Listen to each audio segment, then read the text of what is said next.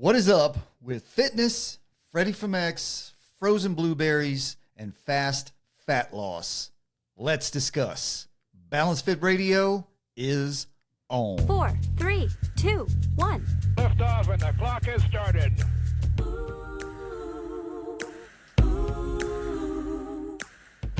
And good morning, good evening, good afternoon, good day, and namaste to all of you fabulous people, wherever the heck you may be around the globe and across the fruited plain. It is so nice to have you here on BalanceFIT Radio, where we discuss fitness and philosophy and whatever else might cross our minds. Who knows?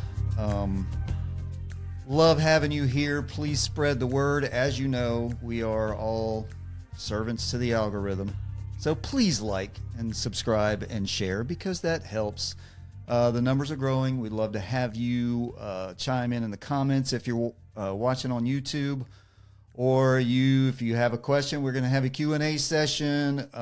It's going to be a regular thing. Or if you just got a comment or question, I don't look at the socials very much, but you can certainly message me there. The best way to get a hold of me, if you want to shoot a question in or do something like that, is scott@balancefitsc.com.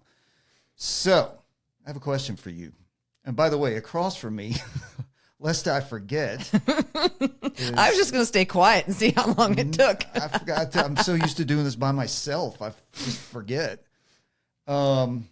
Is my good friend and co-host, not Stacy Fletcher, not Tracy Fletcher, Lacey Pletcher.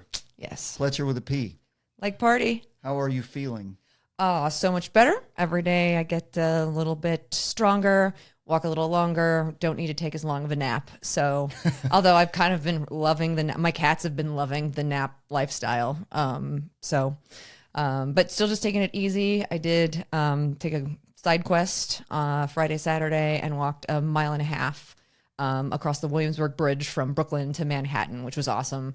But I was so tired and I was running low on time. I rented an e-bike, which was fantastic, and zoomed then. I don't know when the last time I rode a bike was. So, and I didn't have to do much pedaling just on the way up, because it's basically like up and then down. And so I was going so fast on the way down. The bike had no shocks and a not very good seat. And That's always pleasant. yeah, but I cackled like an idiot. It was so much fun, and got a lot of walking in, and I was tired, but I can get away now with just resting and putting my feet up and taking it easy for a while. So, well, I'm glad you're feeling better. If you need a little background on that story, check out the last episode where Lacey goes in depth on how she was 2 steps from death's door a couple of weeks ago. That's how she does. I have a question for you. yes. When 2 vegans get in an argument, is it still called a beef? Maybe it's called a tofu? Maybe. I don't know. Why did the personal trainer break up with the treadmill? Why, Dad? Because the relationship just wasn't going anywhere. Oh, no. Yep. Thank you very much. I'll be here all week. Tip your waitresses. All right, before we get into it, if your current fitness plan looks something like watch a bunch of YouTube videos, try random workouts, and get confused, and then go eat a sandwich, which yours doesn't look like that at all because you hired a personal trainer. So you don't have that issue.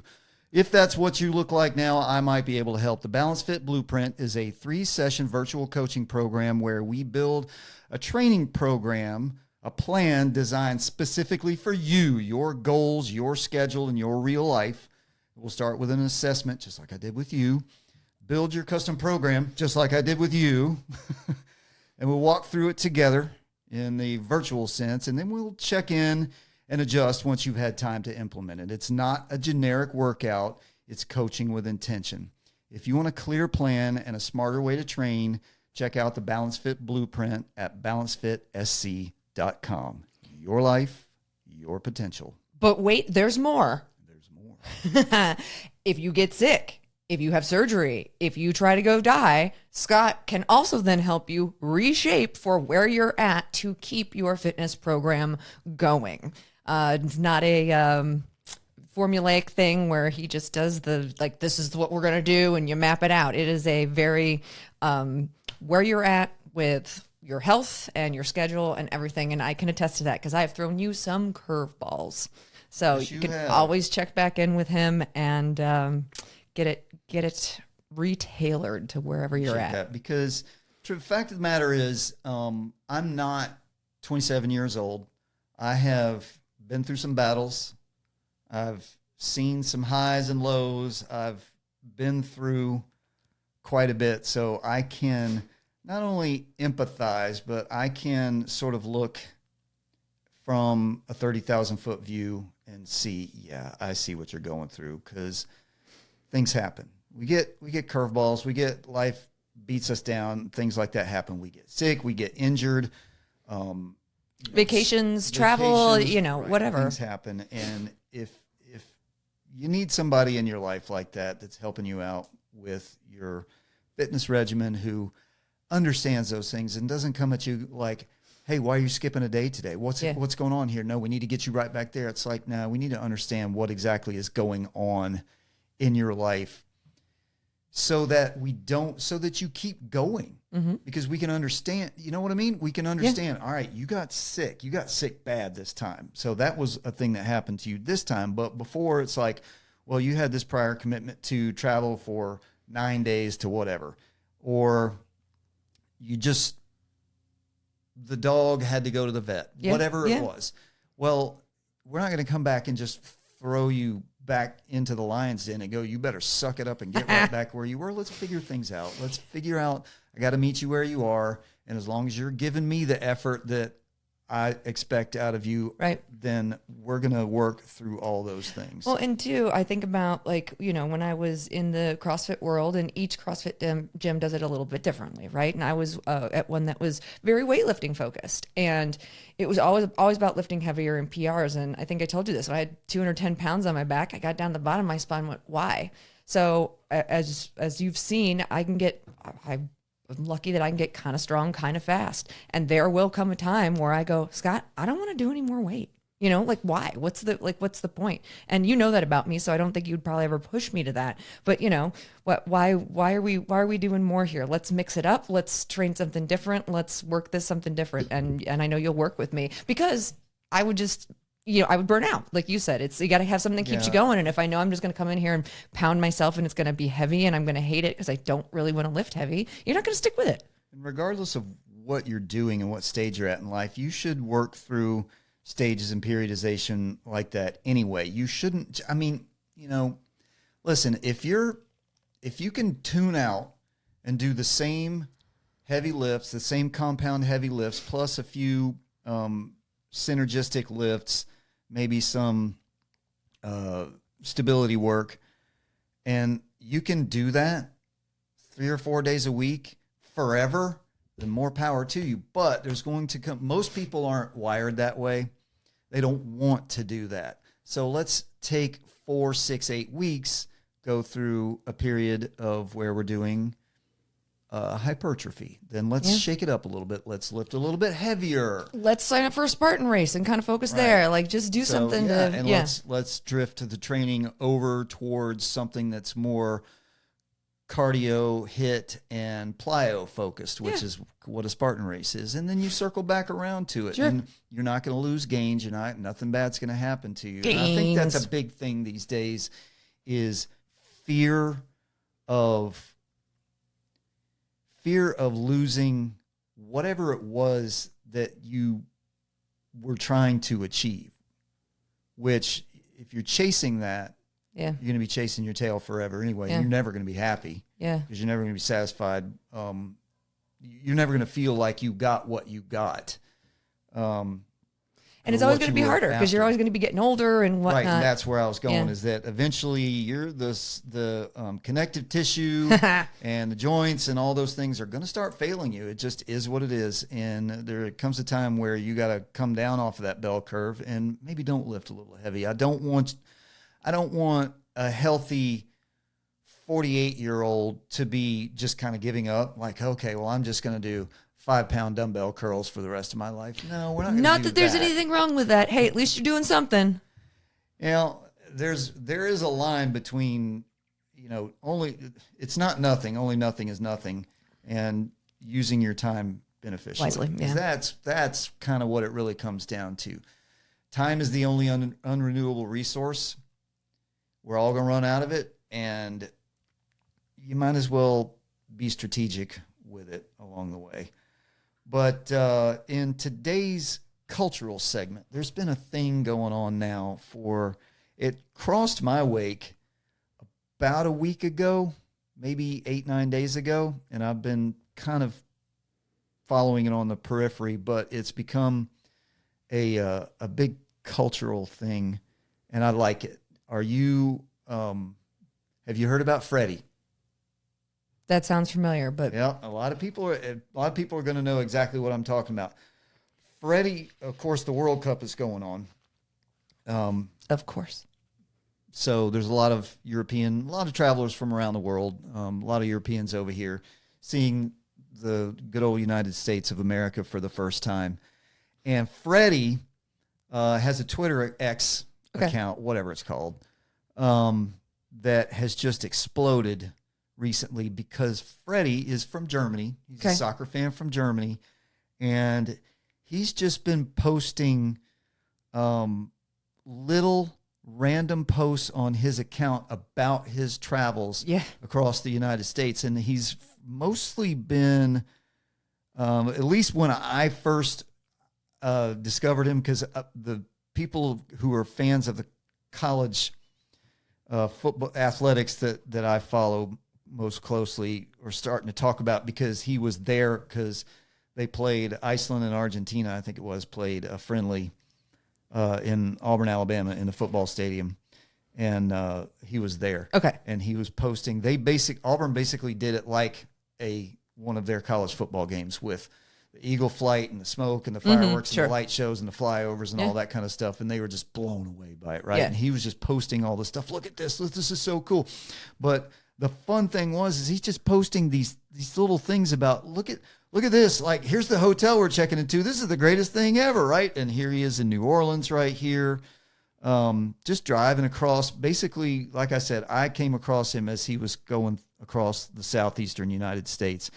And I bring it up because in this world where it is nothing but not only friction, but a lot of it is fake friction, rage manufactured, rage bait that's not even human created rage bait for the most part, that we got this guy coming over here, seeing the U.S. for the first time, and just it's really sweet. Just posting these, it's joy. Yeah. This is not look at these stupid people doing this. Look at these ugly fat assholes. Look at this over here, whatever. It's just little bits of joy. And people are eating it up. And this is what I've been saying, is that, everybody knows there's a million stories about music and movies where the story behind the song or the album or the movie or the TV show was that the powers that be didn't want this. They hated it. They thought it was stupid. They didn't think it would sell. It wasn't marketable. They didn't get the story, blah, blah, blah. And it turned out to be the biggest thing ever because people loved it. Yeah. Actual humans loved it.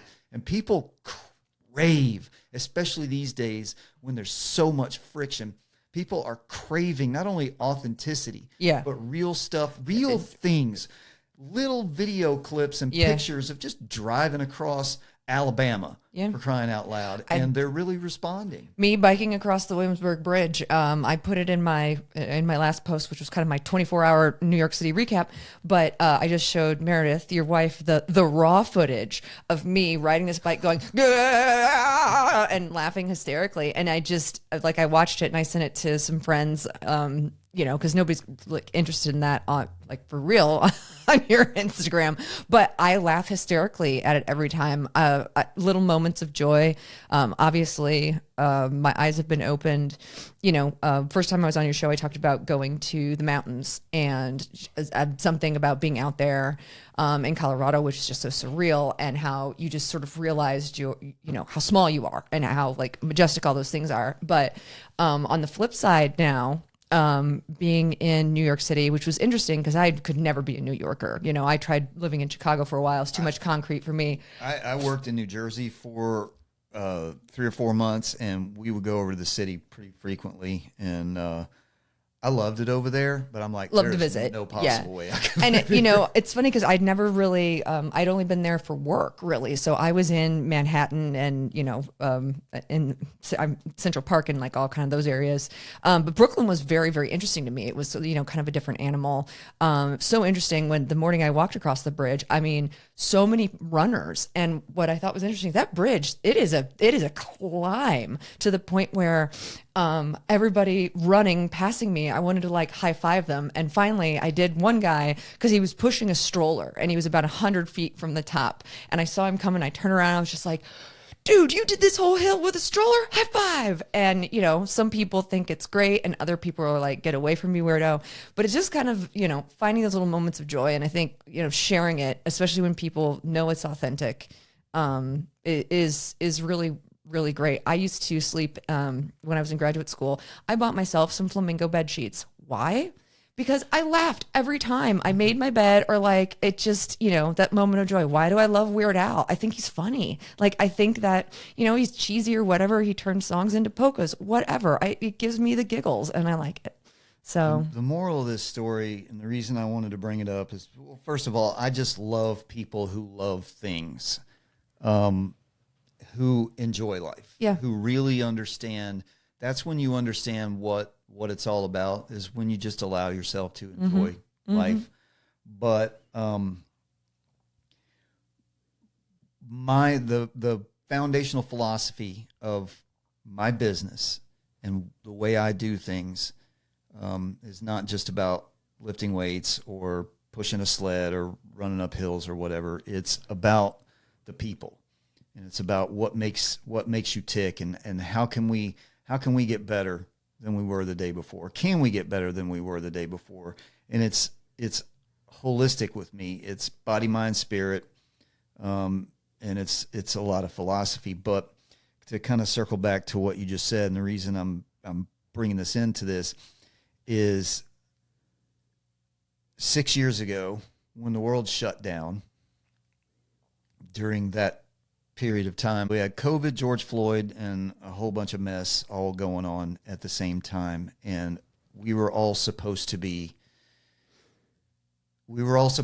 each other, and we were all supposed to be fighting each other, and we were all supposed to be, spying on each other, and everything was burning down. Yeah, wasn't there like a big Chinese air balloon thing too? Like a spy balloon or something going on? I was running my photography business during that, and once in South Carolina, we opened up a little bit earlier than most places. And I lived and ran my business near Hilton Head on the beach down there. And so that summer, they opened the beaches back up. And summer on Hilton Head is massive. Yep. And we were walking.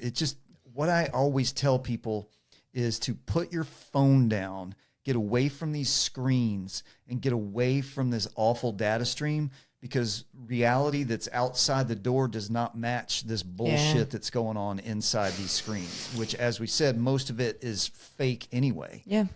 But we ran. I kept looking around for bits of this rage, but it wasn't there. Yeah. It was not there. And we would go past, and the reason I brought up George Floyd and all of this is because that was a really tense, horrible time in this country where everyone was just like, cities were burning and things were happening. But I was shooting a wedding on the beach, and we were walking from one spot to another, from one photo location to another. I got camera equipment all over me. Meredith's walking next to me carrying stuff. My bride and groom are with me, and we're all white. And a group of black people came walking in the other direction. And do you know what the interaction was? No one said, I'm sorry, I don't want to, I know this might be tense, but I just wanted to tell you. It wasn't that. It was complete open, all of the people over there, when they saw the bride, what does everybody do? What is the sight of a bride? It's just joyful, right? They're like, oh, your dress is so beautiful. Yeah. We love you. Congratulations, all that. Yeah. And that was it. Yep. And I'm like, well, that certainly doesn't match what I'm seeing see online all day, online all day, or yeah. on TV. Yeah. And this thing with Freddie kind of reminded me of that. The theme is reality outside your door doesn't match what you're being pushed in this data stream. So I wanted to bring that up. But kind of along those lines, speaking of the data stream and unreality, do you know who Arthur Brooks is? I think so. For you and anybody out there, if you don't know who Arthur Brooks is, go look him up. He was just on, I think he's one of the most brilliant,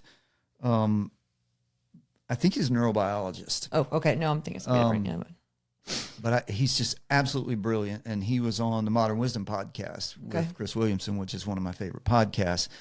And it just melted my brain. But he brought up this one thing. Have you ever asked anybody, are we living in a simulation?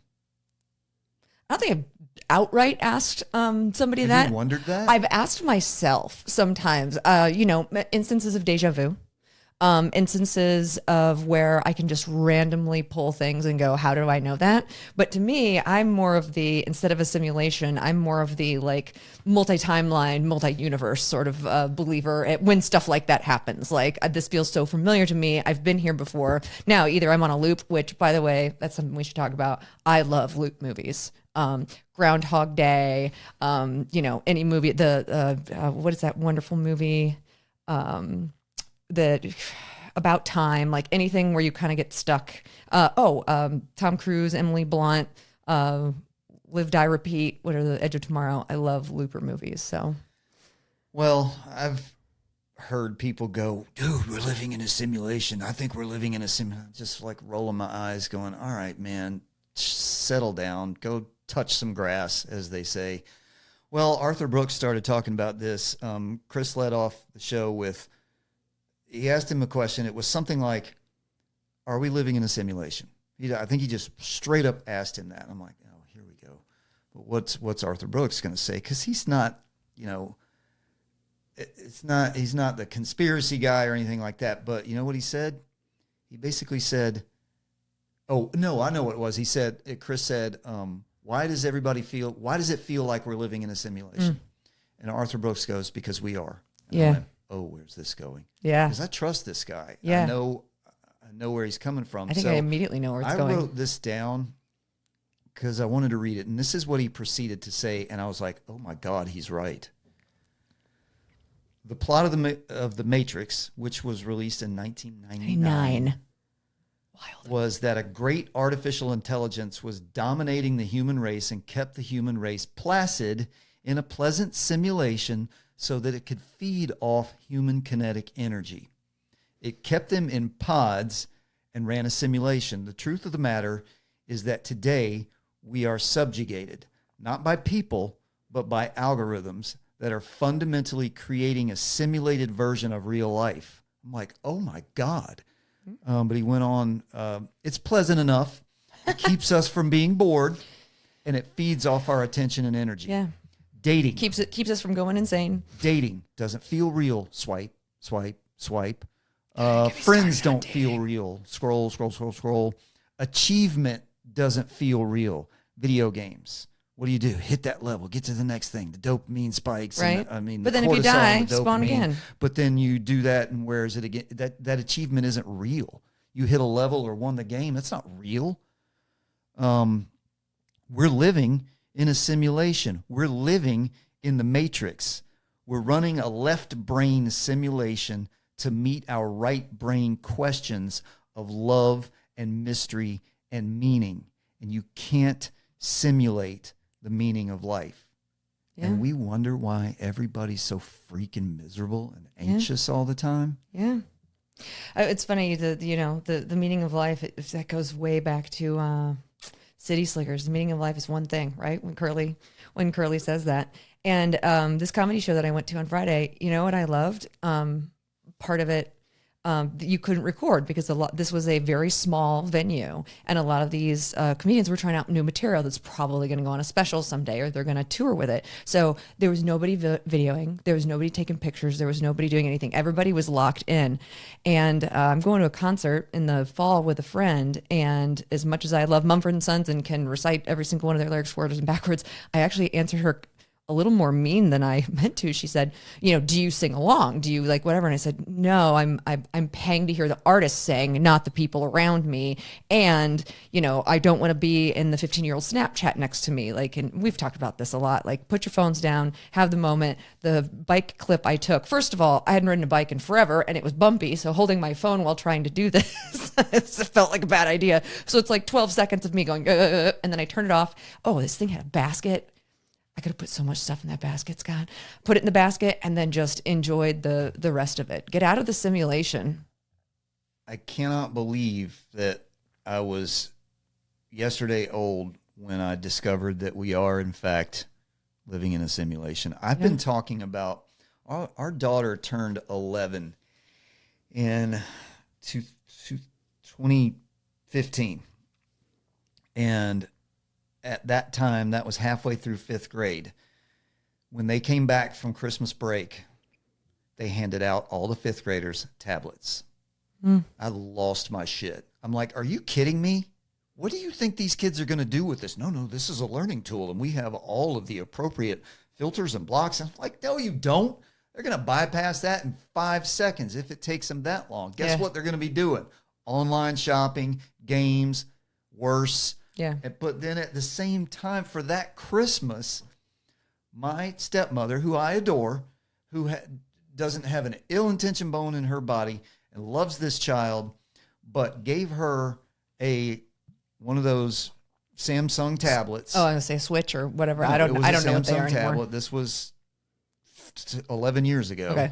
This is some crappy little tablet, but that had an internet connection. Mm-hmm. Once again, I was like, she didn't run it by me. That was like, you know what? Yeah. Let's not maybe wait a year on this, or let's. And I was we've addicted these kids who are now adults on this fake life and this addiction to the digital content. And so since that was when I planted my flag on the hill upon which I will die, which is the please put your phone down hill. And I've been alone on that hill for a long, long time. And I'm starting to get some company up here. Yeah. Because it's so destructive in every way. It's not only, I'm a personal trainer. I run a fitness business, and this is a fitness-based podcast.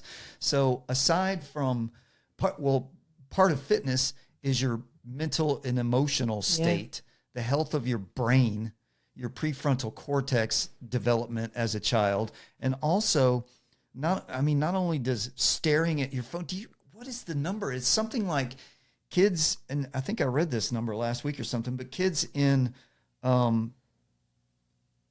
like elementary, middle school age, like 7 to 12, right in that range, spend something like 6 hours a day, non-school. Like not engaged in hours other than learning stuff on screen time. And I'm like, are you kidding me? Because so at this point, if there's anybody that doesn't know or that fights back, pushes back against the fact that it's horrific for everybody, but particularly for developing children, cognitively, emotionally, all those things. Let's take a look at what it's done to the physical body. I'm starting to wonder when we're just gonna start to evolve and come out of the womb with giant thumbs and hunched over, nearsighted like moles, and our chins down here, because that's exactly what has happened. Chiropractors talk about text neck. Yeah, because your head is, however much your head weighs, 8 pounds or whatever it is, pulling down on your cervical spine. Shoulders hunched forward, posture is bad. Every kid, how many kids do you see now wearing glasses? At least half I of was them. gonna say I don't pay attention to kids, but A lot. seems Well, like a I've lot. been working around kids for the yeah, last see, couple of I'm- years, plus my own daughter. But just do this next time. I'll Next pay time you're attention. walking around in public, look around and see, because I always joke about this. There's a reason that when we used to tease the kids, call them four eyes, is because it was so unusual, Okay, that tracks. right? Yeah. Now it's just everybody's wearing glasses Yeah. because you know why? They spend 9, 10, 12 hours a day with their You have eyes something there. focused right here. In a blue light. I'm sure when you go to edit this, like when you were talking about, texting and looking over, I don't know if you saw me, but I kind of was like, and shoulders back, like, sit up in my chair. Now I've got to adjust my mic. Mine actually comes from something different though. The first time I saw a chiropractor, so I had a horse flip over backwards and land on top of me when I was 18. And that's when I started seeing a chiropractor, Avi. That'll do some damage. Yeah. And I remember Dr. Broderick in Elkhart, Indiana. He said, like, you have the spine of like an 80-year-old or something. Maybe that came later. I remember But it you was telling me but that. because it was from riding horses so much. And you really need to be looking up, through your horse's ears. And I can do that. And this is for all of those, any equestrian enthusiasts out there. Let me give you a pro tip. Force yourself to look up. You can't tell if your horse is doing the right thing by looking down. Or I was always looking at my hands. And if you're looking down and the horse stumbles, you're going to go where you look. But just like trotting, like for hours every day. Like I have That'll put do a that, number. I have put that, it makes you just want to go like that. I But wonder if you remember day 1 and 2 of our training together when I gave you I give every one of my clients and everybody I work with this grand little speech about keeping your eyes at or above the horizon. Yep. Because for physiological reasons and exercise mechanical reasons. But hey, aspiration is not down here. Aspiration is up there.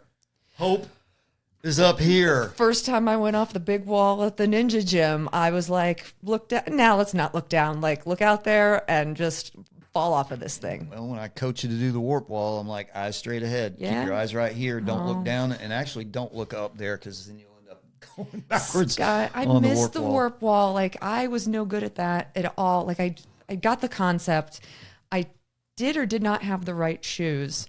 I forgot shoes. So I was like barefoot. Yeah. But like I progressed on the warp wall. I felt like more quickly than I anticipated it. And really felt some accomplishment that doing that. I missed the warp wall. Yeah. We're going to get you one for your backyard. Father's Day's coming up. Yes, it is. Under random musings and kind of going from segueing from kids and physical and mental health and all that kind of stuff. This is the other thing that you look around, and this is not even the elephant in the room. This is what we've been talking about for. Are you being eaten? It's not a dog. We've locked the dogs out this What we've been time. talking about for a few years now is that trigger alert, by the way, if you're fragile and soft, you might as well get your fleece blanket and curl up in a ball, because I'm going to use the fat word a lot, because we need to take the emotional weight that we've assigned to that word in the last 10 years or so and put it in the clinical sense. Like, fat is a substance that you carry around inside your body. Fat's useful. Fat regulates your hormones. Fat stores energy. Fat does things you need it to do. It's needed to absorb vitamins. Right, unless you have way too much of it. If you don't have enough of it and you're a woman, it's going to throw your Right. your shit off. Fat you need to eat, good fats. But how did everyone get so fat and sick over the last 25 years? So this is a thing that I've been trying to figure out for a few years now. Like, what is happening? Because it's to the point of insanity. I've been calling it an existential crisis for a while, because we have 65% of adults in the United States are overweight or obese. 65%. And honestly, I think that number's low. Apparently, I'm on that thing too. The hospital sent me out saying my BMI was too high. You know, BMI is not the world's greatest metric. It's useful in a certain. It can give you a kind of a starting point. If you see a number with BMI that's too high or too low, you can go, oh, wait a minute, we need to check this out and see. Then you can start checking actual useful metrics. But the things we're using more now that are a bit more accurate are waist to hip ratio and waist to height ratio. And that's why I don't get on the scale. Like, you know, like if my pants fit, I can tell you when I'm getting chubby. I know. Like, Yes. And if only there was somebody that had recently had something that could like talk about your body composition, like a DEXA scan, that could be here and talk to us about it. We'll see her next week, I guess. That's actually something I was going to bring up in a little bit, but I'm glad you said it. Listen to your body.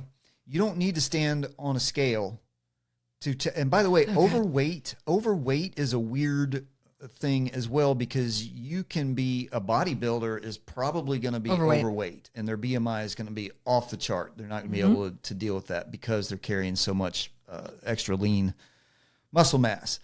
But this perplexing thing about how did everybody get so fat? When we all see the videos and hear the stories and all this stuff about, hey, look back in the 70s and no one was fat. Here's this picture of 200 people on a beach and they're all kind of normal. It's not like they're not sculpted and jacked and whatever, six-pack abs. They're just normal looking humans. They're lean. I mean, kind of, everybody's got a little pooch, like, maybe. yeah, whatever, nothing. But we are catastrophically obese now. So I've went down a bit of I'm like, I have to figure this out. I have to know. I have to figure out what the hell has happened. And there's a narrative here that I should have known. When I reached the end of this rabbit hole, well, there is no end to it. Tell us, Alice. When I reached the point of where I was like, oh, yeah, I should have known. But what kind of started this with this, we get Walmart grocery delivery, because I really don't want to walk into Walmart and I don't want to drive over there. But every now and then, we'll either not get something we ordered or we'll get something that someone else orders. And it's like, hon, did you order 7 boxes of blueberry pancake mix? Yeah, and a 20 pack of diapers. Obviously, that's a joke, but so we'll leave the bag on the front porch because most of the time they'll come back and get it once they realize they've had an error. Well, we left this bag out there and nobody came back and got it. And I'm like, I can do something with this. So this was in the delivery. If you're listening on podcasts, I'm holding up a massive, giant bag of Fruit Loops. It's like 2.5 foot long. Yeah, it's the big bag. I can't even. Oh, there it is. Net weight. Well, they're mostly 30, air. 30. It's 2 pounds, but that's not all. Oh, is there another one? But wait, there's more. Oh, okay. All right, Scott. I might have to leave the room. That is my favorite cereal of all time. This is so more addictive than heroin. Oh, it's so good. Big bag of Cinnamon Toast Crunch. I will same eat size. that until my mouth is raw. It's so good. Yeah, no, keep it away from me. Like you're gonna see me in the corner shaking, like eating those later. This was in that bag too. Oof. It is a jar of butter syrup. That's all it says on it. If you're not watching this on YouTube, it's just butter syrup.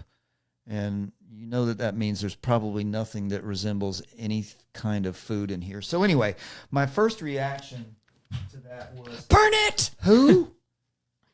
How are we still feeding this to our children? How is this still happening given knowing what we know? So of course I'm looking at the ingredients, and here's the thing that you're going to find out about this. The surprising thing about this is that this, and if you ever do anything in your life, learn how to read a nutrition label. Yeah. This is not high calorie. Yeah, it's air. Per serving, in a serving size, according to them, is 39 grams. It's like it's 1 1/3 cardboard. cups. But if you were anything like me as a kid, you're eating like 3 times that much. Yeah. So anyway, it's 150 calories per serving, and there's not much fat in here. No cholesterol. Really, the sodium level isn't even that high. It's lower than I expected it to be. 210 milligrams of sodium. Carbs is, it's sort of getting there. 34 grams of carbs in that little serving. But here is, of course, where Sugar. they get you. Added sugar. Guess where all the carbs come from? Yeah, sure. Added sugar. So that's no surprise. Obviously, you're looking at a bag of Fruit Loops. It's going to be its main nutrient source is going to be sugar. So right, then, because it's all dye that colors it, like artificial there you flavors. go. So then you go down. This is what you really, really have to do. That's information that you need to know, but that's secondary to this. Anytime you look at a nutrition label, whether it's people food or dog food, The first thing is the most thing. look at the first ingredient. That's going to be, they're going to be listed in order of how much they contain. And the first ingredient is corn syrup. flour blend. Now I want you to put a pin in that. Hold on to that for a second. A corn flour blend is yellow grain corn flour and degerminated yellow corn flour. Ingredient 2, sugar. Wheat flour, whole grain oat flour, modified food starch. Anytime you see the word modified, you know it's going to be trouble. Vegetable oil, and it is hydrogenated coconut, soybean, and or cottonseed oil. Cottonseed oil is toxic, highly toxic. Oat fiber, and here's another one I want you to put a pin in. Maltodextrin, and then soluble corn fiber, and these 3 little gems right here. Red 40, yellow 5, actually just 4 of them, blue 1, and yellow 6. Now, those chemicals, those food dyes are banned in most Other countries, most of the developed world, except here. And we talk about things like in kids, not only obesity, diabetes, but all the other chronic illnesses that come along with that too, with autism and ADHD. At some point, we're going to have to recognize that these chemicals, these dyes, these toxic food dyes we're putting in here. But anyway, so I went back. All those are pretty obvious. Well, and I have to interject. I used to jokingly say, like when you're reading those ingredients, I used to jokingly say, you know, when you go and get the meat and 3 or whatever, and I'm like, I would like the macaroni and cheese and the mashed potatoes, please. Yeah. I need some starch with my starch. I mean, you're reading that, and I'm like, yeah, that's some starch with my starch. And I almost said this so confidently, and then my brain went, they're called Fruit Loops. Yeah. There's no way anybody is buying those thinking there is real fruit in them, or like it's fruity somehow and there's any redeeming quality about that in any way. And then my brain went, I don't, stranger things have happened. Fruit is spelled with 2 O's, so that's how they get you. Yeah. But, well, if you want to go to marketing, I mean, just look at the bag. It's bright red and rainbow colored with a fun cartoon character, old toucan. It says it's a good source of fiber, Scott. Right. Well, here's another thing too. It says 9 vitamins and minerals, a good source of fiber, and 15 grams of whole grains. Well, shit, I'd want to feed that to my kid too. Except for all of that stuff. Anytime you see the word enriched, it's because they've processed it to with a millimeter of existence. Yeah. And so they have to add stuff back in. Right. So they have to add vitamins and minerals back into it. Can't possibly anything wrong with that. But 2 things. Maltodextrin. If you don't, do you know what maltodextrin is? Mm-hmm. It's a carbohydrate form that they derive from corn and other stuff, and they use it as a thickener or like a texture agent or something like that. But it works as a carbohydrate inside your body. So guess what that means?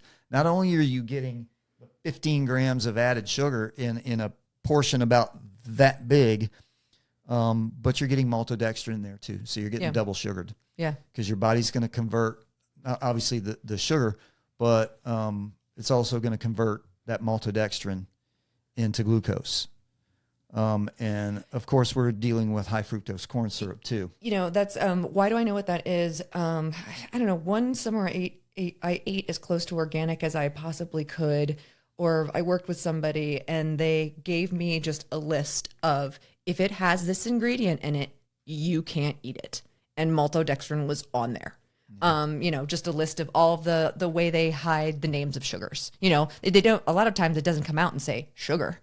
So you've got to know all the different types of ways that, like, everything that's sugar, everything that's one of those really nasty carbs and starches. So yeah, you're getting double sugared there. But the other thing, every time I see corn, whatever form of corn in a food, my brain immediately goes to high fructose corn syrup. But it's other products as well, and I'm like, this got to be something to this, is tying this into chronic disease and obesity. So this is where the rabbit hole starts. So I start eat me, drink me. I start searching this string of things. So the first search I did was, what are the nutritional and metabolic drawbacks of so many corn-based products like corn oil, corn flour, etc. Corn-derived ingredients like corn oil and corn flour present specific nutritional and metabolic drawbacks, primarily relating to their fatty acid profile and impact on blood sugar. They're way too high in omega-6 fatty acids, which you do need, but in an outsized portion, it's going to start jacking with your cholesterol, and it's going to raise your LDL cholesterol and lower your HDL cholesterol, which is the opposite of what you want. Obviously, you're going to have rapid glycemic spikes because, like, maltodextrin, high fructose corn syrup, stuff like that is like a billion on Dextrose is in there somewhere. Yeah, on the glycemic index, and it's ridiculous. It's calorically dense with almost no nutritional value except for fat. Mm-hmm. And corn-based refined products, particularly highly processed items containing corn syrup or bleached corn flour, strip away the naturally occurring vitamins, minerals, and antioxidants found in whole foods, leading to empty calories, which is what we talked about having to put all that extra stuff put the stuff back in, fortify it. So then, sorry, excuse me. Then I go, why do we produce so many corn-based products? Ready? Because there's more than corn in Indiana, like the Holland Bears or the Hammond Bears. If you're ever confused by something, there's 3 words I want you to remember. Follow the money. Yeah. We produce so many corn-based products because of massive crop yields, government subsidies, and incredible chemical versatility. These factors make corn exceptionally cheap, easy to turn into everything from livestock feed and fuel to thousands of everyday food and industrial ingredients. So let's put some of those words together. Fuel, food, and industrial ingredients coming from the same thing. But not fuel for your body, like fuel for for machines. So U.S. farm policies and agricultural advancements prioritize maximum corn production because it is heavily subsidized. Yeah. That means the government is paying farmers to grow more corn. Corn is artificially cheap because of that, providing manufacturers with massive economic incentive to use it as a base ingredient for everything. Corn is, on and on, just on and on about this stuff. So the next question I asked was, when did corn-based food products become so widely used? Corn-based food products became widely used in the 1970s and 80s, driven by the invention of high fructose corn syrup. Did you know Japanese scientists invented high fructose corn syrup? Interesting. And government farm policies, the subsidies we were talking about. Before this, corn derivatives existed, but the rise of heavily processed and sweetened packaged foods caused a massive spike in corn use. So here we go. We're laying the bricks down on this road, on this path that we're following. Peak consumption in the 1990s, corn products saturated the market. Consumption of HFCS peaked around 1999, at which point it was found in almost every packaged good, from bread to cereals to condiments and salad dressing. Scott, peaked in 1999, the year The Matrix came out. Yeah. Interesting. Full circle. Right? But, and also most of this stuff, we look at like the COVID vaccine. We declared that safe and viable in like a week. These things take decades to figure out. And this is what we're seeing right now. Decades later, we're seeing the result of all of this kind of stuff. So I'm not done yet, because I'm like, all right, keep going. What food products did high fructose corn syrup replace? And it's mostly cane sugar, refined cane sugar, but actual sugar, and beet sugars, which they used. Now I'm like, all right, so I'm on to something. I'm going to figure out why we're so fat, and I'm going to blame it on corn. So what are high fructose corn syrup effects on the body? It's an inexpensive sweetener that provides empty calories and no essential nutrients. When consumed in excess, it can lead to health issues such as unintended weight gain, insulin resistance, non-alcoholic fatty liver disease, and an increased risk of type 2 diabetes and heart disease. Well, no shit. I'm like, all right, this is it. I'm getting it. And also, it causes excess fat accumulation above and beyond what you would have had without it, and increase in appetite. So Carbs crave carbs. yeah.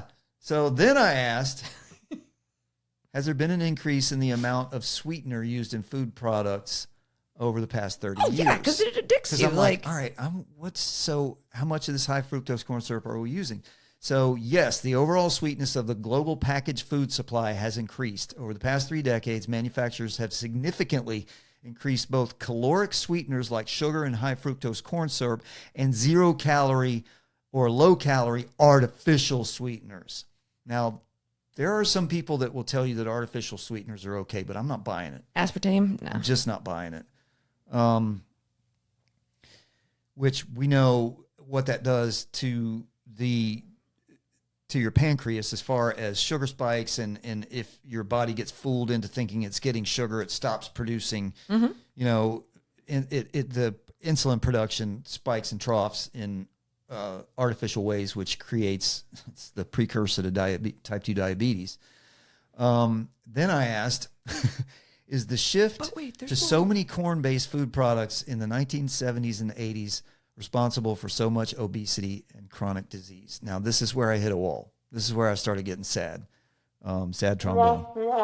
So it is not the sole cause of modern obesity and chronic disease, but it was a major catalyst. Because it's gonna be twofold. Like it's not gonna just be one thing. Otherwise, we'd ban it. I was sad for a second, but I was happy that it circled me back around to something that I've been saying for a few years now. As much as we want to hate on it, according to this research, high fructose corn syrup and refined cane sugar are almost the same chemically. There's not an appreciable difference between the two and what they do to the body. They're both bad for you in heavy excess. Yeah. But I was like, damn, my whole high fructose corn syrup hate parade just crashed into a wall. But you can find everything in history, every significant event in history. You pick it 9/11 or World War I or whatever, and try to find the origin. And you can't, because it's simply complicated, an unfolding cascade of events of life. So you can't go back to the beginning of this. You can't find this. But what it circled me back to, so it's a combination of things. It's not only a combination, but it's not even a new, it's just stacking all of the things that have happened over, we don't even know how long. Because you can say, all right, well, it was the Industrial Revolution. This is where we started packaging things, and we could, and then with Mass-produced, the yeah. invention of canning, we had to create shelf-stable foods, and so we were putting all the chemicals in it. But you can go back to the beginning of that and like, well, what led to that? And it doesn't end. But it's a combination of using so much cheap corn to jack the palatability of foods up to keep you eating, to keep hyper-processed, hyper-palatable foods that don't satiate you. They don't make you feel full. They make you feel full for 5 minutes. Yeah. But then you're hungry again and you feel like crap because your blood sugar is spiking and dipping and spiking and dipping. But sedentary lifestyle. And this is not a thing that we just all decided to do. There's no evil cabal that said everybody's going to sit at a desk. It just evolved that way. And technology evolved so that, guess what? You can go back to not only just the phones and the tablets and the computers, but television. Yeah.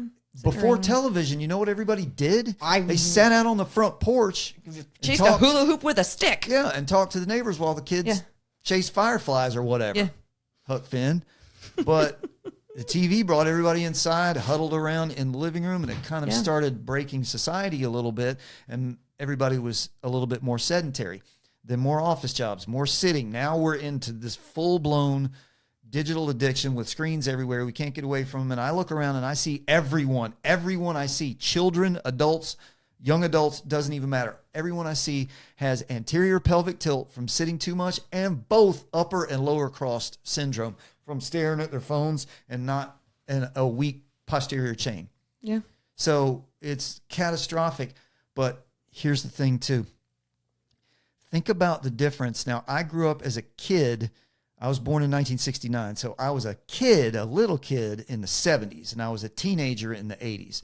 You were a little bit more than a decade and a half-ish behind me. Yeah. But I'm going to guess that because my brothers are your age. So I know what the world looked like when they grew up too. And it wasn't that different from mine.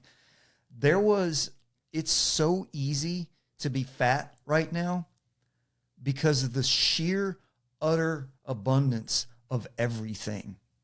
We live in complete and total saturation of abundance of consumables. Yeah. And it's incredible. So I'm going to wrap this up with this point right here. I Googled, show me a map of all places where I can get food within 3 miles of me at my home address. I got 110 results. Yeah. 110. You can't walk 5 feet without walking past a fast food restaurant or a convenience store or a Starbucks or a sit-down restaurant or a fast casual restaurant or any place where you can... Food truck. Food trucks where you can not only get food, but get cheap, easy to eat, quick stuff because you're on the go, right? Yeah. You're on the go. And so when I was no time to cook, 12 years old, my only option was if I had saved enough of my chore money, I could walk up to the gas station and get a Snickers bar, which, by the way, at that time, Snickers bars were like this big, not this big. And, that was it. I didn't have a debit card. I couldn't walk anywhere. My parents weren't driving me everywhere, and we had to stop. And everybody's hungry. We're driving 20 miles from home to go to this practice and this recital and this school thing over here. Everybody's hungry, and they're all on different schedules. So now we got to stop at, I don't know where we stopping. McDonald's, oh my God, that's going to kill us. What about KFC? No, that's going to kill us too. Fried foods. What about Starbucks? Oh, and by the way, Subway. Your average Starbucks drink is not coffee. You talk about getting coffee, it's like 1,000 calories of sugar. Yeah. But the incredible saturation of stuff. Yeah. So everything I just mentioned, all of this, the way we've processed food, the way we've sat on our asses because of what the culture has done, what we've done to food, the availability of food, and all these things are essentially why everybody is fat and sick now. Yeah, well, and it's kind of where I saw you going with this, because it's such a multitude of factors, and it's over time and how that works. And any one thing it's not the devil. Like Right. I like You can't pin it all. Here's on how any my one brain thing. works with what you pulled out of there of like, okay, is this a family of 6? Like how quickly, like who needs this many Fruit Loops? You know, is it a big family? Like whatever. It's not like the Fruit Loops is the problem. I am going to have another bowl of Cinnamon Toast Crunch at some point in my life. Maybe this evening. Maybe if that disappears maybe we'll tonight, bust if this that bad boy open disappears right tonight, now. you know where it went. But it's, there's nothing wrong with having, a bowl of cereal there, here and there. But, when your lifestyle is always DoorDash and always swinging through the fast food and like Ooh, all yeah. of and all of those things. That's a whole other conversation, which we're going to talk It is about too. like, and not getting up and moving around enough and whatnot. But it's all a personal choice. I Yeah, mean, people can choose to go through. Like, look, go have some McDonald's. Like, that's fine. Those fries are salty and delicious. If They you are need salty to, and they're so delicious. salty and delicious. But like, you don't do it every day. But people just sort of fall into that. It's there, and you get in a habit, and you get in a schedule, and it's easy. And I'm so busy, and I'm so stressed, and so it all just kind of compounds. And a Big Mac would sound good right now. Which, so in reality, nobody is as stressed and busy as they think they are. no. If you spent more than 0.0 seconds on your phone, you had time to X. Yeah. Prepare dinner, read a book, whatever. But what you said, there's no one devil. That's, I think, a big part of the illusion of this issue is that we're looking for the devil. I was looking for the devil. Yeah. But I couldn't find the devil because the devil was everywhere, which means the devil is nowhere. No, Scott. The devil is here. It's the choices you make. Yeah. And and society's not helping us, and culture's not helping us, and like whatnot. No, the fact that you can order, and I'll go back once again to the 70s, 80s, and 90s. What could you order to your house then? Newspaper, milk, Pizza. yeah, pizza. That was And it. probably Chinese maybe food, yeah. Chinese food. And that was it. Yeah. You can have anything brought to your house without getting up off of your ass right now. Yeah. Anything. Anything. And a whole other cultural issue with that is the fact that dummies, we talk, younger millennials and older Gen Z are talking about how they're broke and they can't afford anything and everything's too expensive. Well, how many times a week are you ordering DoorDash? I mean that's part of it, but yes, I mean stuff is Well, I really know, that's still. part, there's a whole list of these things, but Yeah. you're spending how much money a week on food? Correct. Because you're getting a burrito, yeah, and you're paying like $17 for it. yeah. And you're probably using whatever that stupid fake credit card is where you can make 3 easy payments Oh, Klarna, is that what it's called? Yes. Yeah. of a burrito. You're making payments on a burrito. Holy God. Anyway, Again, so- yeah, you gotta the devil. You're the devil. You gotta make the right choices, and because it's all the temptation is out there. And I mean, I'm stealing that bag of Cinnamon Toast Crunch, Scott. That's what's gonna happen. I have, I'm going to follow that up with some fun, good news Yeah. in the nutrition block. Are you a fan of blueberries? One of my favorite things is the person is like, blueberries is why I have trust issues. Like 1 out of every 10 blueberries is like, oh God, like what just happened, right? I saw an iteration of something of that the other day, and I was like, that is true. That is, I love so blueberries. I do blueberries really like them. Yeah. basically every single day. Meredith is not a blueberry fan. We all have texture issues with food, but for some reason with her, No, she interesting. does not like blueberries. So much so that I acquiesced to changing my birthday cake, which you had some of, from blueberry lemon to raspberry lemon. Still very, very good.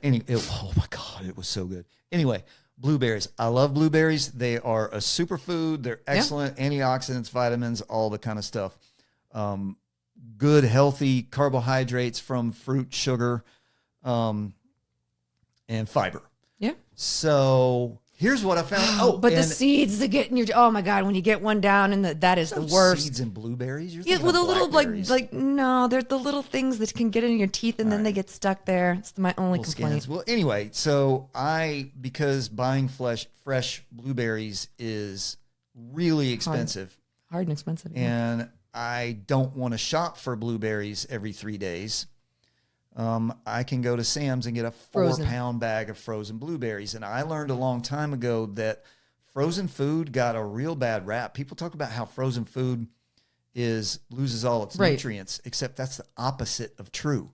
When you flash freeze food closer to its picking time, guess what happens? You seal all that in. Yeah. So I already knew that, but I had it reinforced because a new study came out. A scientific research reveals that frozen blueberries often pack higher nutritional value, nutritional benefits, and flavor than fresh ones because, as I just said, frozen berries are flash frozen at peak ripeness. They retain intense sweetness and prevent the loss of up to 50% of vitamin C that occurs during standard transportation and shelf storage. Higher antioxidant availability, flavor and texture, cost and waste. Like I said, my 4-pound bag of frozen blueberries, I think, is like $8. It's surprising to me that it says they taste better because I've always felt like frozen blueberries did not taste better, which now it's how my brain works. I want to have a blueberry tasting where we thaw out some of your frozen blueberries and get fresh ones. And maybe I have to eat them with a spoon so I can't like see them or have some texture, but see if I can tell the difference. Because to me, fresh always just tastes sweeter or whatever. I don't know. Now I'm curious. I'm going to have to go try it. Yeah, they're always in my house. The availability of antioxidants is boosted because when you freeze something, now true flash freezing causes minimal cellular damage to food, but it has to be like 212 degrees below zero, and it's got to freeze instantaneously. Thus the flash. Right. But if it's frozen any slower than that, it grows ice crystals inside the cell walls and it ruptures them. That's why when you take food out of the freezer, and it thaws, it's like all the juices run out. Well, it turns out that though, because even though you're flash freezing the blueberries, they still have to thaw. So the ice crystals that do form tear the cell walls down. The ice crystals enables the boost and release of the antioxidants. And I feel like I should have brought my lab goggles tonight, Scott. That was my favorite news that I read. In the fitness culture category, are you familiar with the enhanced games? Have you heard about this? Enhanced games? Yes. No, wanna but guess? there are so many things that have come out. Like, for a while it was CrossFit, and now you've got the Soul Cycle and Orange Theory, and then High Rocks, or I don't know. There's just so many things. But enhanced games, is this where they're going to let people use enhancing drugs and see how fast they can swim or go and PEDs, and performance shrink enhancing drugs. And I was going to say, and see how far they can shrink their balls. Cool, go for it. Absolutely. But so steroids, PEDs of all kinds are allowed, even past jamming chemicals in your body. They allow illegal, like the swimmers can wear suits that are illegal under international competitive law. I'm feeling like, winter games, downhill ski jumping, crotchgate all over again on this. So the 2026 Enhanced Games were the inaugural edition of a highly controversial Olympic-style sporting competition that permits and encourages athletes to use performance-enhancing drugs under medical supervision. I was going to say, people are going to die. Yeah, here's what they're doing. They're still going to die. It doesn't matter whether doctors are there. No, that's what I'm saying. They're going to die. You want to guess where it was? Russia. No, where would you put something like this when you're just Florida. when you're marketing it? Vegas. Oh, well, today, White House lawn, I don't know. 42 elite athletes from 24 countries participated. The competition featured 23 events across 3 core disciplines: athletics, sprinting, swimming, strength events, like weightlifting and all that. And there was $250,000 to event winners and $1 million bonus for anybody who broke an officially recognized world record. Medical oversight organizers aim to destigmatize, because we definitely want to destigmatize PED use. What is the point? Like, follow the money. Like, what are we going to deregulate them so more people can buy them? So more influencers can push them online? That's like, exactly right. God. That is exactly right. You just answered the question right there. Thank you. We're done. Hey, thanks for joining us, folks. Sorry. No. You're exactly right. That's what you just said is exactly why we want to destigmatize jamming shit into our bodies, which kids are going to do. Kids did it when I was in high school. There was but it was like one or two dudes, and you knew who it was, and all the things happened with the acne and the testicular atrophy and all that kind of stuff. I told you my fat predator ephedra story, right? Like, fat predator was legal when I was 17, 18, 19. And ephedra, like right? Fin and stuff like that. And I thought it was a fad, didn't work, but I worked a double shift somewhere, and somebody said, "Oh, take one of these. They give me a lot of energy." And I was like, "All right, let's see this thing." I was that scene in Something About Mary where Magda's like lifting up the sofa, like vacuuming under it. I was, and it killed people. Were diet pills. Yeah, and it killed people. And how'd that work out? But so yeah, we want to destigmatize PED use. I can't even believe this. They're destigmatizing it by requiring medically supervised enhancement. No anti-doping bans, open participation. The games were open to independently enhanced, and natural drug-free athletes. Great. So the concept has drawn heavy criticism from traditional sporting organizations, which is where I come in on this, which argue it promotes dangerous health risks and glamorizes drug use because the games operate outside anti-doping jurisdictions. The records won't be recognized and all that. But by the way, spoiler, they broke no records. All these gearheads, these people that were enhanced with drugs and chemicals and special suits and clothes, no world records were broken. I think they said, I don't even care. I'm not looking this up, but I think they said there was one sort of that was maybe not an official record, but one they had to put something out there because this was a disaster. Yeah. Well, and two, though, like, it makes me wonder, like, obviously we've all heard about steroids. It's not that, like, you put a shot of steroids in and you go boom and you get jacked. You still have to put in the work. So it would be interesting to me, like, how long had these people trained, and then with the steroids and whatnot. Not that I'm advocating that, like, this should continue, but it sounds like first of all, you probably couldn't train as long as Michael Phelps because your heart's going to explode before you get to that point. But what an interesting. What a shit circus. Yeah, I come at this as a trainer, and who cares about. I'm not a trainer who's trying to make people as big as they can be. I'm a trainer who's looking out for your health, wellness, and longevity. And I work with kids, but I also come at this as a sports fan. Mm-hmm. And as a sports fan, you remember the big steroid Major League Baseball controversy back in the late 90s. I want to say Mark McGrath. No, what was his name? McGuire. Mark McGuire and Sammy Sosa. Mm-hmm. I think that was 98, the summer of 98, where they chased the home run record and broke it. Of course, they found out, I don't know that Sammy Sosa ever tested positive, but he was using a corked bat. So he may have been cheating on multiple levels. But anyway. Was it require creatine? What did they? No, okay. They got after somebody for creatine then as well. And of course, Barry Bonds too. Yeah. Using human growth hormone. That's right, HGH. All that stuff. But as a sports fan, I don't care if you can hit a baseball 700 feet if you're artificially enhanced. I'm more impressed by the guy who looks like me that can hit a baseball 400 feet. Yeah. I don't care.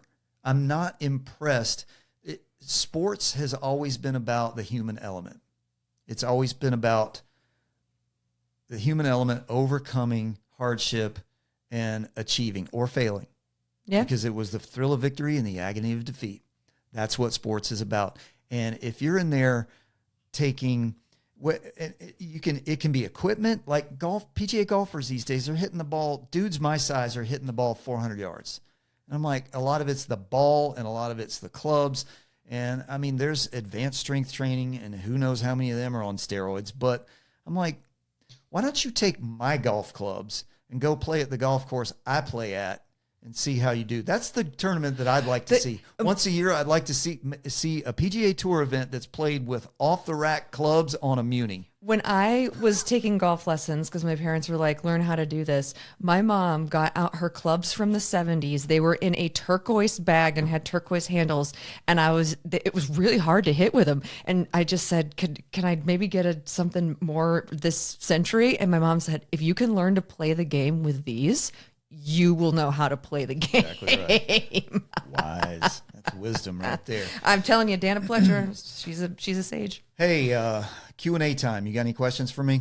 Yeah, I do. We are taking these questions. By the way, I would love for you guys to drop a question in the comments, or like I said, on the socials, just search BalanceFIT, BalanceFIT SC, or email me, scott@balancefitsc.com.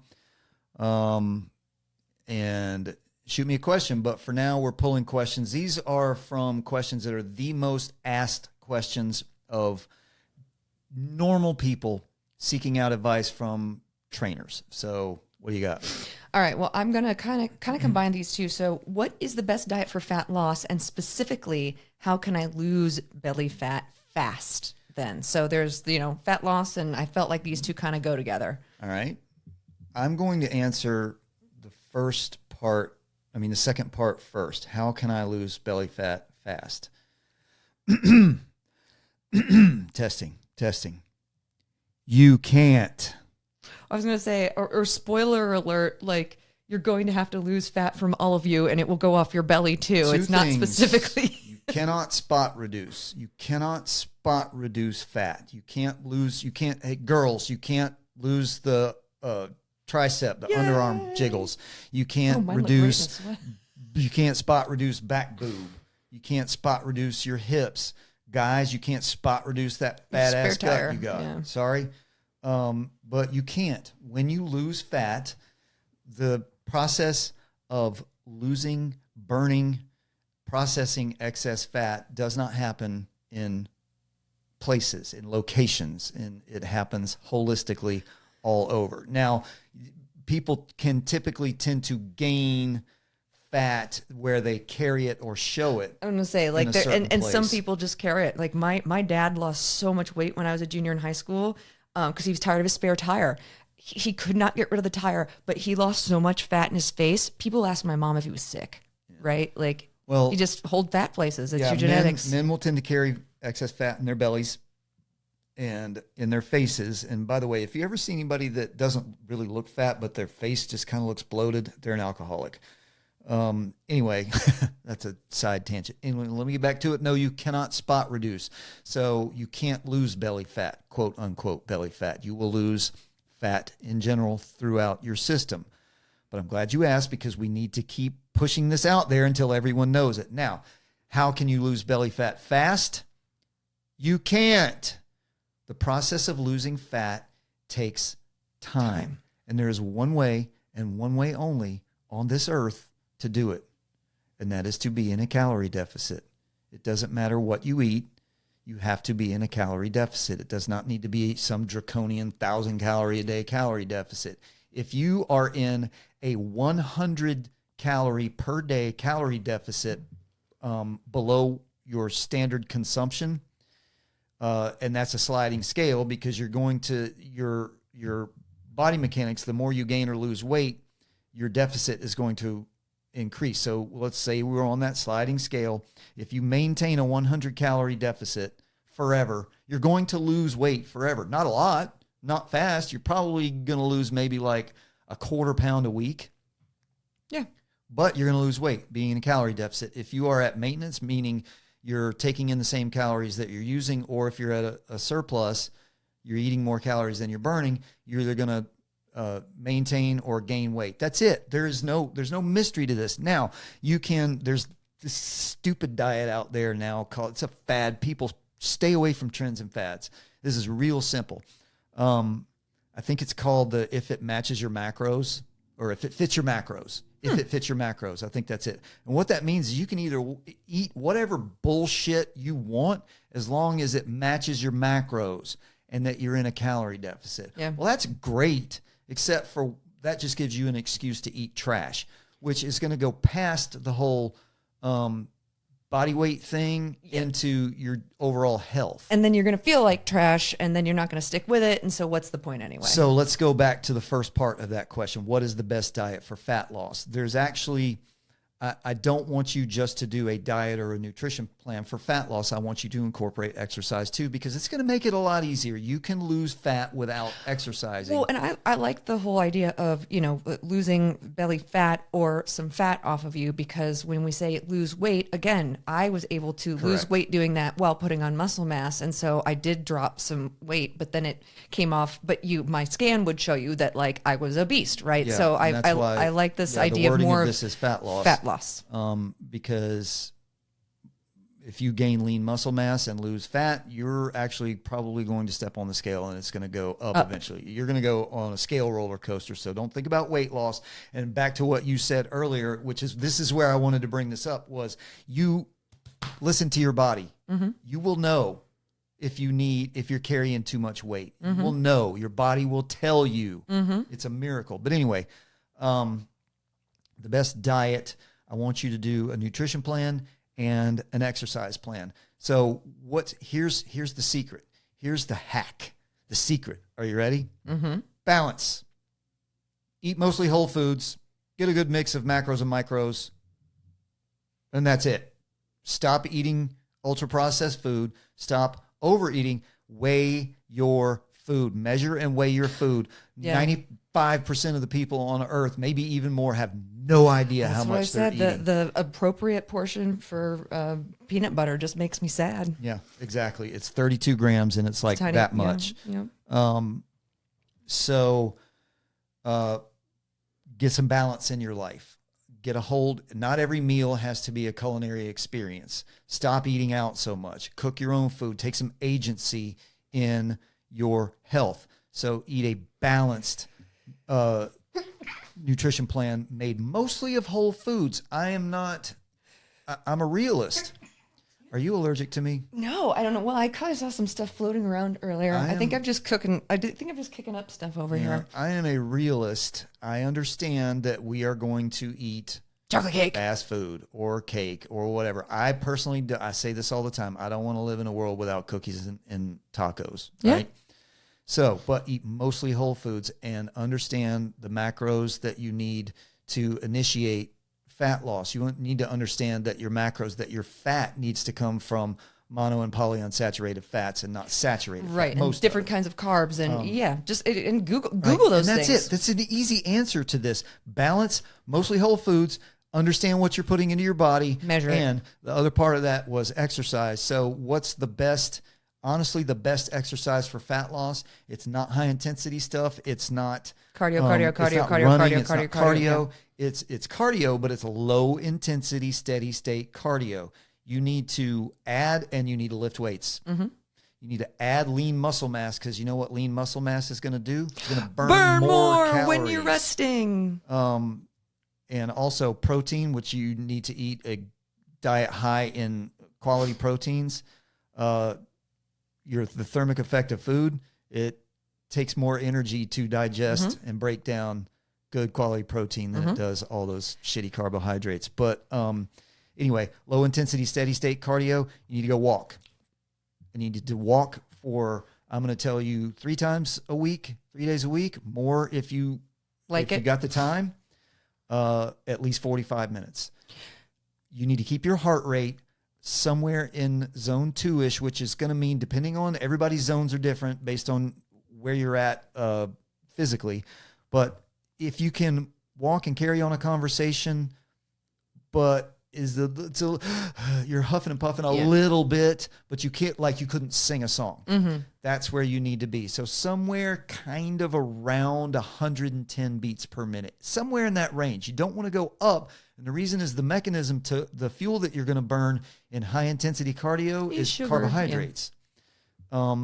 Once you start exercising, the body will start burning carbohydrates. And then when it understands and it sees, okay, we're doing this low intensity steady state, then it's going to flip its mechanism to burning fat. So low intensity steady state cardio will burn fat, but you need to get past the 20-minute barrier, because you're still pretty much burning carbohydrates there until it makes that shift. So that kind of like 20 to 40 minute window and then longer, that's where you need to be. That's what you need to do. You cannot spot reduce. You can't lose it fat, but you absolutely can lose fat, and you should. And you do it by doing those things that I just said. Well, and two, I'm going to let you, Lacey's going to actually be serious here for 1 second. Ooh, somebody mark the time. And I found too, when I am walking, right, and I do my 20-minute walk, let's start with something really, really simple, just something even simple as that. And I'm a little out of breath. And then the next day it gets a little easier and a little easier and a little easier. When we talked about, choose the fuel for your body, not the corn fuel that we're putting in the machines, but choose the fuel for your body to like go about your day. And I always found like the more that I would exercise a little bit and was just feeling fitter and feeling better, the easier it was to not look at the bag of Cinnamon Toast Crunch and want to eat it all, and it is. And that's, you said, it's the whole person. It's everything. Just mentally, I became like, hey, you know what? I'm just doing these 30-minute walks a day, spending time with my dog, anything like that. It just makes me feel so much better. And it compounds on itself. So just like how the problem is this kind of compounded issue that's all of these things, we can also spiral up as well. And I've experienced it. When I thought, what am I going to do today? How hard am I going to, I have a time for a 40-minute walk today. I'm going to have an extra scoop of applesauce. I love applesauce. I'll drink it straight out of the jar. It's my toxic trait.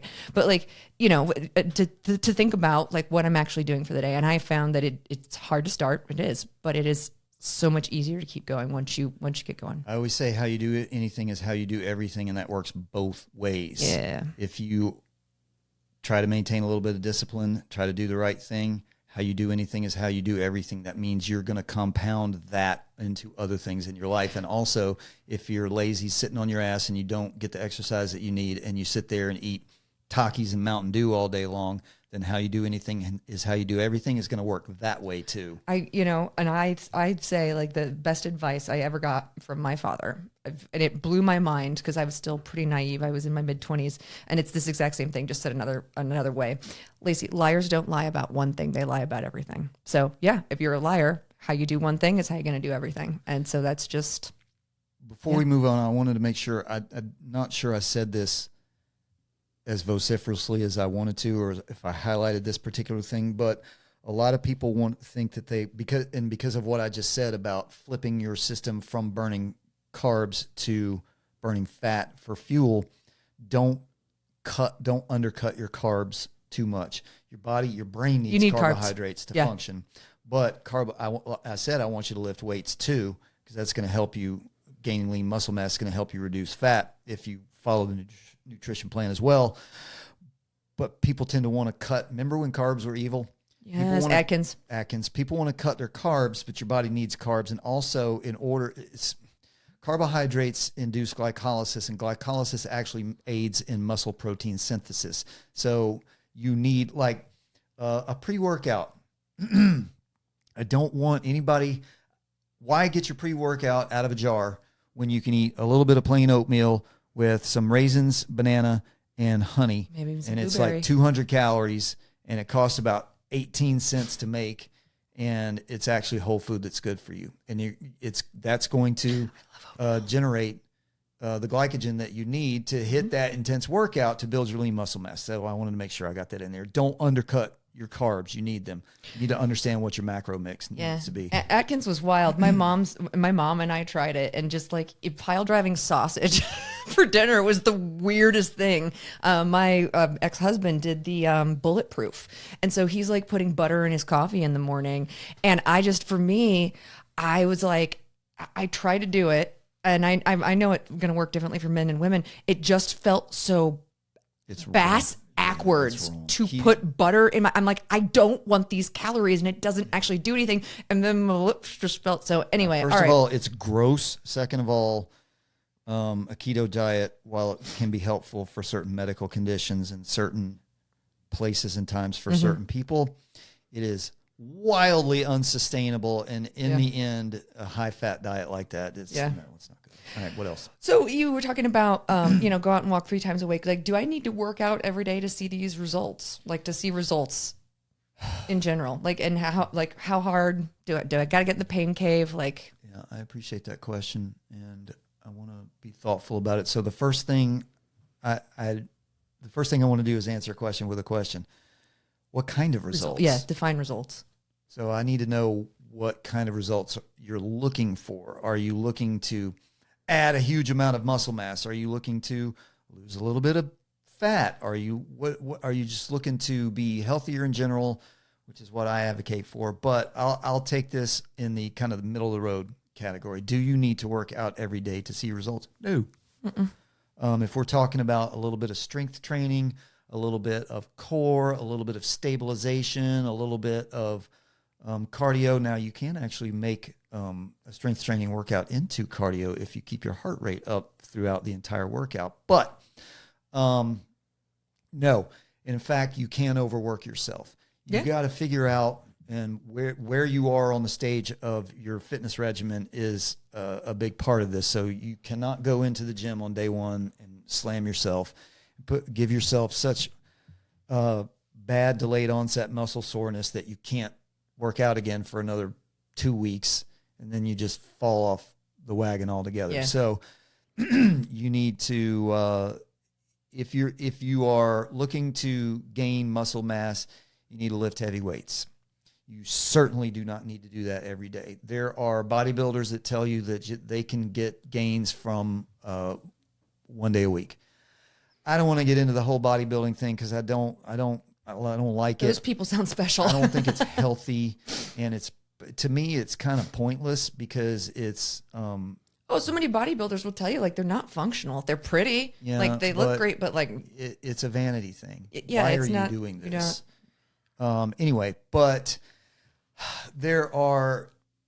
we talk about the splits, the weekly splits of workouts. So there's this, you got to listen to your body. You got to figure out what works best for you. And I've actually been going through this myself recently. I've been trying to figure out as I run this business and do this podcast and try to, do things around the house and be an actual living human that enjoys life.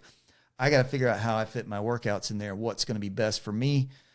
So I have, over the last 6 months or so, I've been trying I've been doing upper lower 2 days, day off, upper lower, back-to-back day off, that kind of thing.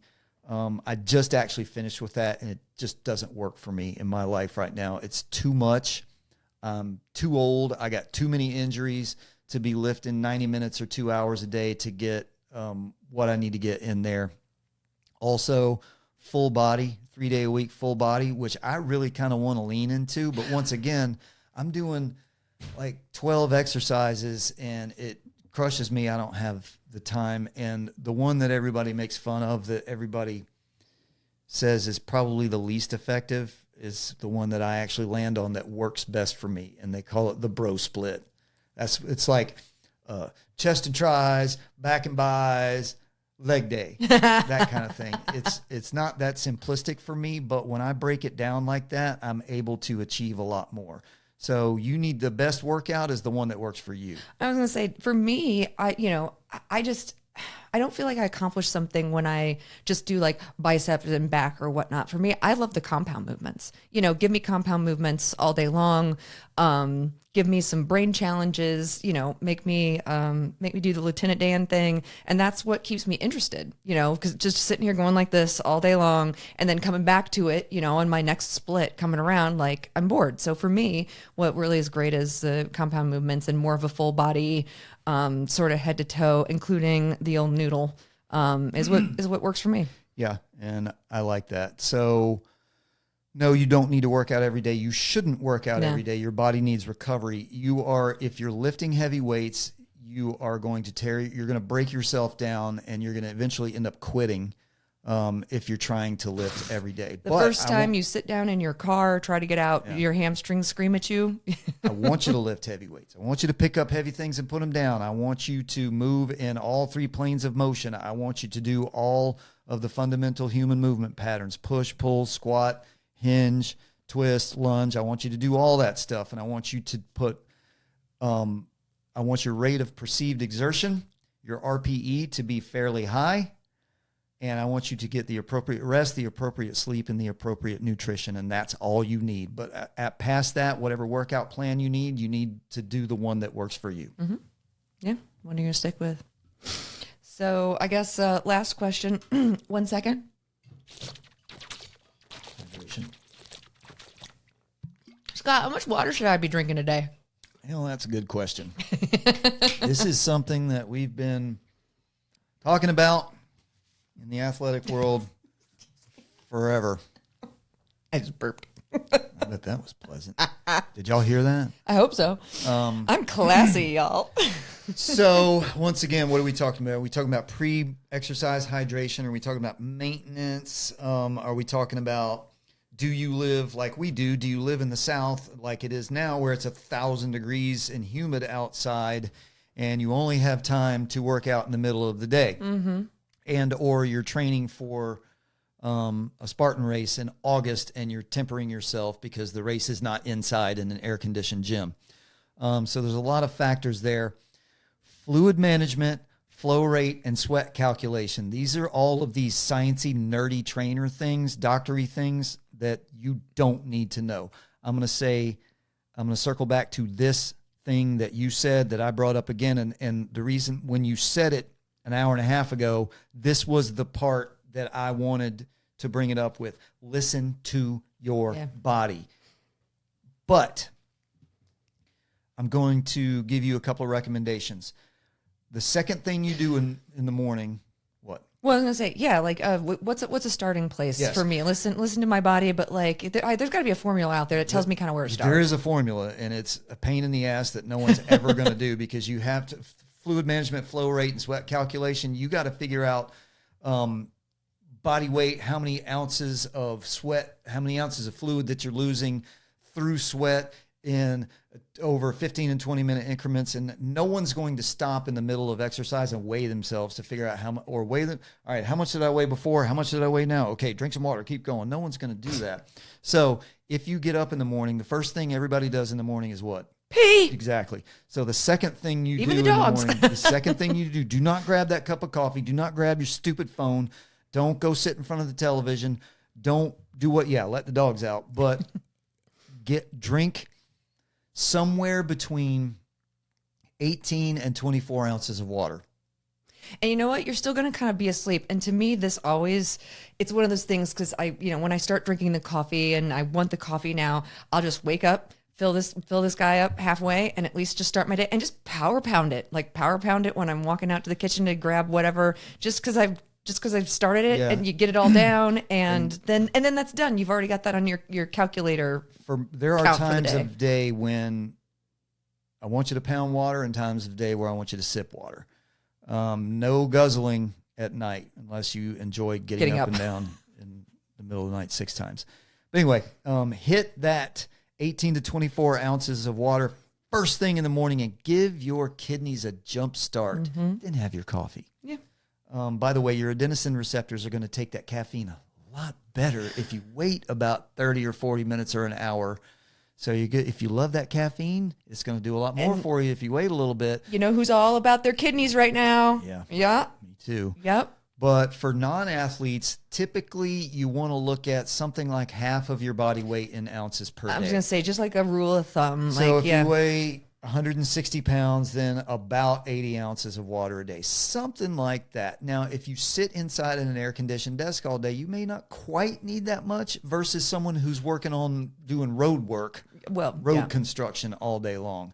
So it's about eight 8-ounce cups of water per day, something like that in that range. 2 to 3 liters of water a day, something like that for non-athletes. For athletes, but also listen to your body. If you're thirsty, drink water. Yeah, because you're already dehydrated. Yeah. Exactly. If you're feeling thirsty, your body is in mild dehydration. And everybody knows, but look at your pee color. Your pee color tells you. Your urine should be very, very, very pale yellow. It shouldn't be clear. Yeah. Because that can indicate something else. But if your urine is yellow or like bright yellow or darker, you're in trouble. Or cloudy. Maybe go to the ER, Lacey. Yes. I don't know. Right. That's an indication of infection. For athletes, if you're an athlete in training, intense activities, outdoor work, heat, and all that kind of stuff, you need now we're talking about replacement. So we're talking about 8 to 16 ounces, believe it or not, if you're doing intense sweat heavy exercise, about a liter per hour, 8 to 16 ounces per 20 minutes, somewhere in that neighborhood. But keep in mind, you can absolutely overhydrate. Yes, and you start to flush things out that are good. So bigger isn't better here. Toxicity, overhydration toxicity is absolutely a thing that can happen because it reduces your blood salinity. Which is how you can hear about those hazing things gone wrong. We're like, we made him drink gallons Messes of water. with What your happened? Electrolytes, all the things, blood salinity. Your blood needs those things or you need salt in your blood to make the electrical things work. But last, and I'll say it again, this will be the last word on it. Listen to your body. If you're thirsty, drink water.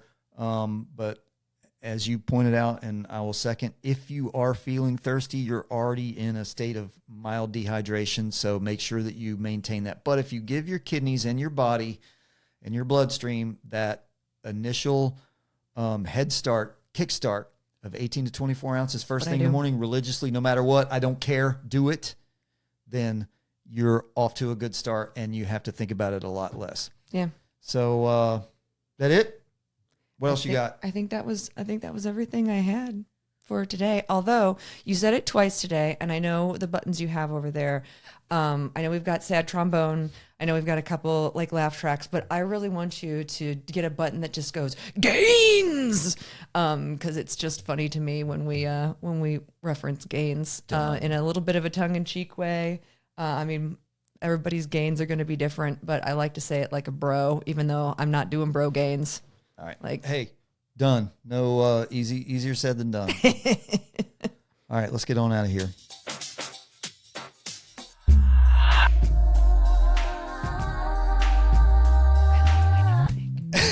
And thanks for spending time with us today on balanceFIT Radio. If this conversation resonated with you, please share it with someone who might need it.